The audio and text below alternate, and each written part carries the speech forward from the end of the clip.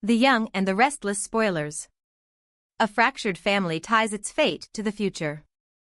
Genoa City's shifting family dynamics have always drawn attention, but the tension within Kyle's household is fast approaching a breaking point. The introduction of Claire as Harrison's future mother figure has cast a dark shadow over what should have been a time of healing and unity. Instead, bitterness, resentment, and wounded pride now swirl beneath the family's roof, threatening to tear them apart. Harrison's shock and anger. Harrison, still young but old enough to understand the gravity of such changes, is deeply shaken by the prospect of Claire stepping into the maternal role previously occupied by Summer. The very idea churns his stomach, making him feel helpless and out of control. He has always seen Summer as his true mother, her gentle care, her warm smile, the way she tucked him in at night and whispered loving words that made him feel safe. Now, Claire hovers over him like an unwelcome intruder, eager to assert her dominance. The moment Harrison discovers the plan for Claire to become his mother, he explodes in confusion and anger. He yells, his small voice cracking with emotion, "I don't want a new mother. I only have one mom, and that's Summer." But who will listen to him? He is just a child, after all, and every adult in the room seems certain they know what's best for him. His protests feel useless against the heavy weight of decisions made behind closed doors, in hushed tones that never include him. Claire's harsh response. Claire, determined to stamp her authority on the household, refuses to tolerate such defiance. In her mind, she is the rightful new mother figure, and Harrison's outburst is an unforgivable breach of respect. Instead of hearing the child's pain, she seizes the moment to establish control. "Watch your tone," Claire snaps, her voice cold and sharp enough to cut through glass. Her eyes narrow, and without warning, she delivers a swift, stinging swat to Harrison's backside. The boy gasps, tears springing to his eyes. He is shocked, hurt, and above all, humiliated. The physical pain is fleeting, but the emotional sting lingers. Until now, no one who claimed to care about him had ever raised a hand in anger. Claire's act isn't just punishment, it's a violation of trust, a wounding of the spirit.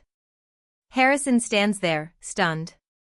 His face flushes red with a mix of embarrassment and fury. He wants to scream that she is not his mother, that she has no right to lay a hand on him. But fear clamps his throat shut. His heart pounds so loudly he can hardly hear anything else. Kyle's disappointing stand. To Harrison's horror, Kyle rushes to Claire's defense. Kyle, who once promised to protect and cherish his son above all else, who once spoke lovingly of family unity and compassion. Now, he stands rigid beside Claire, crossing his arms in disapproval of Harrison's rebellion. Kyle's voice is stern and unyielding as he says, "Harrison, you will respect Claire. She's going to be a true mother to you, and you will treat her as such." The words sliced through Harrison like a knife. Any hope that his father would shield him or understand his pain evaporates in that moment. Harrison's pride and dignity crumble. He is a child longing for safety and stability, yet the adults around him seem more interested in imposing their will than understanding his feelings. In the past, Harrison had cherished Kyle's guidance and reassurance.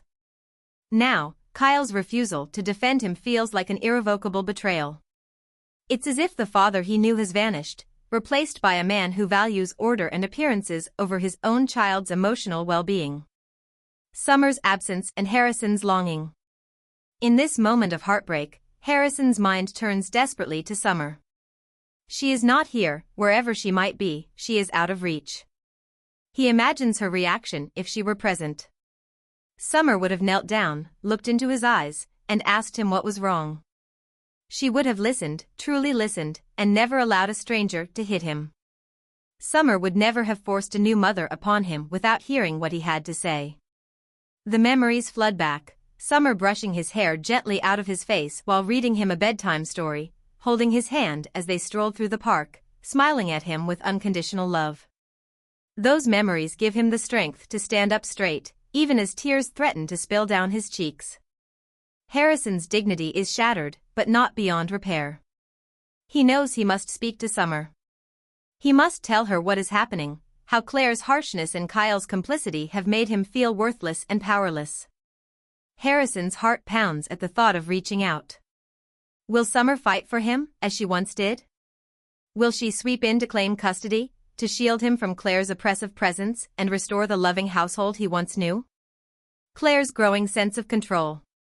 Claire, sensing victory in the silence that follows, lifts her chin. She believes she has stamped out defiance, proving to Kyle and anyone who might question her that she will not be challenged by a mere child. She pictures a future where Harrison obeys her every command, where he calls her mom without hesitation, and where Summer is nothing but a distant memory. Claire thrives on dominance, mistaking fear for respect, obedience for love. But in her arrogance, she fails to see that she has only stirred a rebellious fire in the boy's heart. She does not understand that respect earned through kindness and understanding is stronger than submission gained through intimidation. Harrison's silent resolve. Harrison dries his tears, his small fists clenched at his sides. His pride may be bruised, but his spirit is not broken. If anything, the humiliating encounter has steeled his resolve. He will not capitulate to Claire's will. He will find a way to reach Summer, to tell her about Claire's cruelty and Kyle's betrayal. In his young mind, Summer represents hope, love, and rescue. He pictures sending her a secret message, whispering his plight to a friend who might carry word to Summer's ears. Perhaps he can slip away at the first chance, use a phone when no one is looking, or confide in someone he trusts. There must be a way. Summer's potential response. The question hovers like a phantom over the household. If Summer learns of Claire's treatment of Harrison, will she fight for him with renewed vigor? The thought of Harrison's unwavering love and loyalty is likely to move her deeply. He is not just a child, he's her child, the one she nurtured, cherished, and protected. Hearing of his suffering at Claire's hands would surely spark indignation and righteous anger in Summer's heart. Whatever legal battles lie ahead, Summer's maternal instincts will be impossible to extinguish.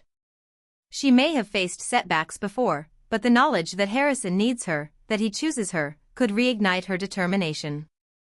Nothing motivates a loving mother more than the threat of harm to her child. A storm on the horizon. As evening falls, the house is thick with tension.